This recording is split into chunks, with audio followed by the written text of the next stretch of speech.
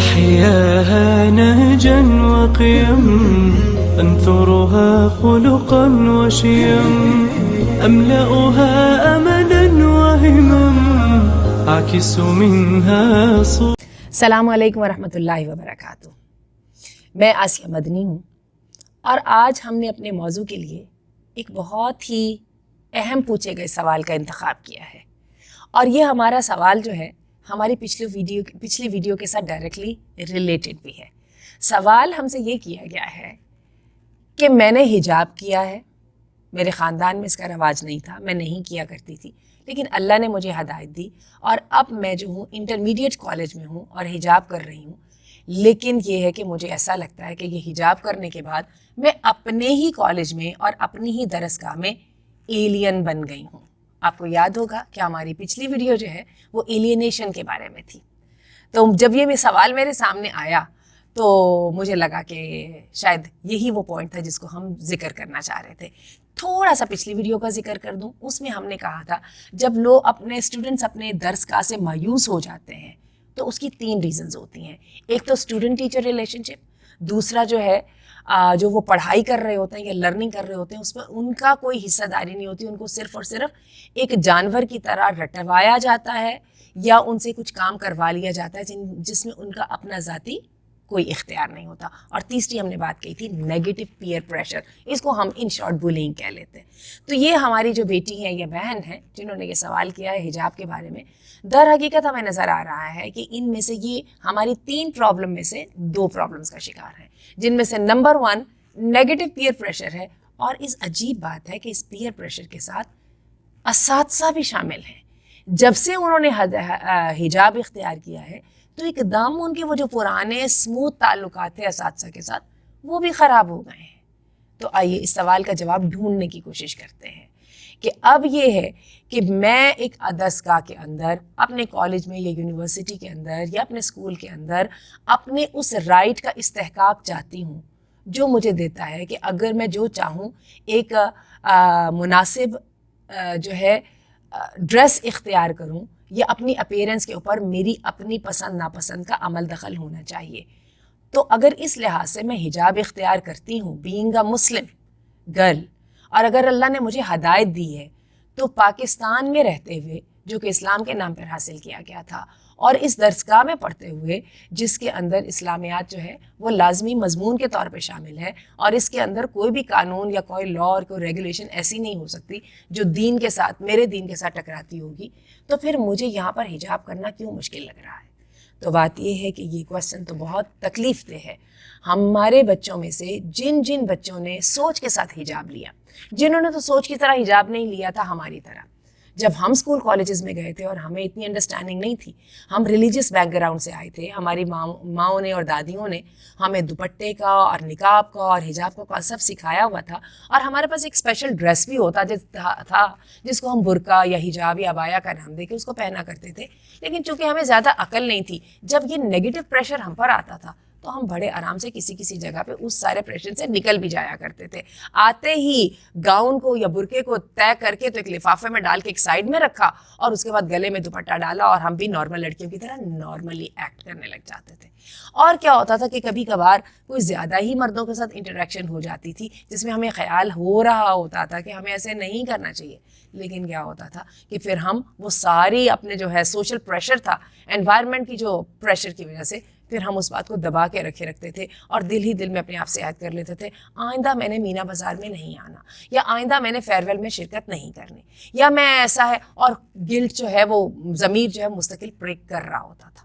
لیکن آج کی ہمارے بچے بہت زیادہ سمجھدار ہیں. سوشل میڈیا کی نیگیٹو اثرات کے علاوہ جو پازیٹیو اثرات ہیں اس نے بچوں کی انڈرسٹینڈنگ کو اور بچوں کے دماغ کو بہت زیادہ کھولا ہے. آج حقیقت یہ ہے کہ ایک بچی سے یا ایک لڑکے سے حیا اور حجاب جو ہے زبردستی اختیار نہیں کروایا جا سکتا, اور اگر اس نے حیا یا حجاب کو اختیار کر لیا تو اس سے زبردستی چھڑوایا بھی نہیں جا سکتا, بلکہ تحقیقات کے مطابق اور جو روزانہ ڈیلی بیسس پر واقعات کے مطابق حجاب والے, حیا والے, نظم و ضبط کے پابند, صوم و صلات کے پابند لڑکے اور لڑکیاں اپنی پڑھائی میں بھی زیادہ فوکس کا مظاہرہ کر رہے ہیں اور اپنی زندگی کے معاملات میں بھی زیادہ میچورٹی کا اور زیادہ سٹرکچر دکھا رہے ہیں.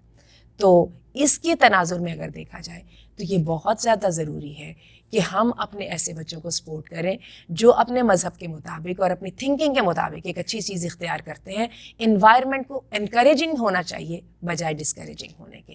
تو اس کے لیے اب ہماری اس بیٹی کے مسئلے کو ہم کیسے حل کریں؟ عجیب بات یہ ہے کہ اساتذہ بھی اس میں شامل ہیں.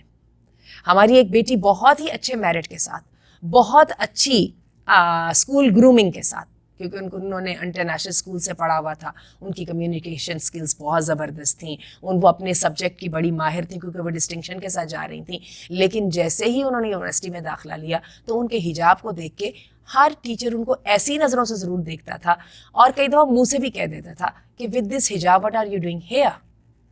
اور اگر حجاب کرنا ہے تو تمہارا پرسنل معاملہ ہے, do take care of it اور don't expect us to be supportive. اور کائنڈ آف سم ٹائمس تو خواتین ٹیچرس کی طرف سے ذرا زیادہ ہوتا تھا. وہ تو باقاعدہ کبھی ایسا لگتا تھا کہ ناراض بھی ہونے لگ جاتی تھیں کہ why do you look so different from others. تو آپ کو پتہ ہے نا کہ بولنگ کی ایک ریزن ڈفرینٹ لگنا بھی ہے. تو بات یہ ہے ہم اس بات کو تو الگ کرتے ہیں کہ اساتذہ کی تربیت کیسی کی جائے, ہم اس بات کو تو الگ کرتے ہیں کہ یونیورسٹی اسکول کے انوائرمنٹ کو ایسا نہیں ہونا چاہیے, لیکن ہم اس بات کو سامنے لے کے آتے ہیں کہ اگر ہم نے اس کو فکس کرنا ہے, کیونکہ ہمارے پروگرام کا نام ہی جسٹ فکس اٹ ہے, تو اس کا طریقہ کیا ہے کہ والدین اپنے بچوں کو سپورٹ کریں اور وہ بچے جو ہیں وہ اپنی زندگی کے مقاصد کو اپنے سامنے مزید واضح کریں, ان کو الفاظ میں بیان کریں, ان کو پرسنل مشن سٹیٹمنٹ کے نام سے اپنی وال پیپر پر لگائیں, اپنے جو ہے کمرے کے اندر لگائیں, اپنی الماریوں میں چسپا کریں, بالکل ایسے ہی جیسے کسی بھی وہ فیوریٹ آئیڈیل ہیرو کو جو ہے وہ سامنے رکھ کے ان جیسا بننے کی دعائیں بھی مانگتے ہیں اور خواہش بھی رکھتے ہیں. ڈیلی بیسس پر اور ریگولر بیسس پر یہ جو سیلف ایویلیویشن ہے یہ ہیلپ کرتی ہے ہمیں اپنے خیالات میں پختگی کی اور اپنے خیالات کی پازیٹیو ایویلیویشن کی بھی, کنسٹرکٹیو کرٹیسزم کی بھی. اور اس کے ساتھ جو ہے یہ بہت لازم ہے ہم اپنی اس بیٹی کو یہ مشورہ دیں گے کہ ایسے گروپ اور ایسے اسٹوڈنٹس کے ساتھ رابطہ رکھے جو کہ انہی کی طرح کے مائنڈ سیٹ کی حامل ہیں اور وہ اپنے اپنے اداروں میں اسی مسئلے کو فیس کر رہی ہیں. جب یہ گروپ اکٹھا ہو جائے گا تو وہ جو ہولی گنز کا گروپ ہے جو کہ آپ کا مذاق اڑا کے ایک دفعہ خوش تو ہوتا ہے لیکن اندر ہی اندر وہ اپنے ضمیر سے شرمندہ بھی ہوتا ہے کہ ہمارے جیسی ہو کر اگر یہ اتنے کردار کا اور اتنے اصول کا مظاہرہ کر سکتی ہے تو ہم تو پھر بہت ہی نیچے پوزیشن میں ہیں. اور یہ بھی میں آپ کو بتا دوں یہ پوری دنیا کا اصول ہے, ہمیشہ اس آدمی کی عزت کی جاتی ہے, عورت, آدمی, بچہ, بوڑھا, جو بھی. اور لیڈرز کے بارے میں بھی ہمیں پتہ ہے کہ ری تھنکنگ آف لیڈرشپ اس کے مطابق جو ہے لیڈر بننے کے لیے نہ ایج چاہیے ہوتی ہے, نہ مقام چاہیے ہوتا ہے, نہ پوزیشن چاہیے ہوتی ہے. جو بندہ اپنی سوچ ذاتی طور پہ رکھتا ہے اور اس سوچ پر عمل کرتا ہے وہ خود بخود سے لیڈر بن جاتا ہے. پوری دنیا میں یہ ایک یونیورسل اصول ہے, ان لوگوں کی عزت کی جاتی ہے جو اپنے ویلیوز کے ساتھ اور اپنے اصولوں کے اوپر مضبوطی کے ساتھ کھڑے ہوتے ہیں. تو بات یہ ہے ان اصولوں کے ساتھ کھڑے ہونے کے لیے جو سب سے بڑی سپورٹ ہے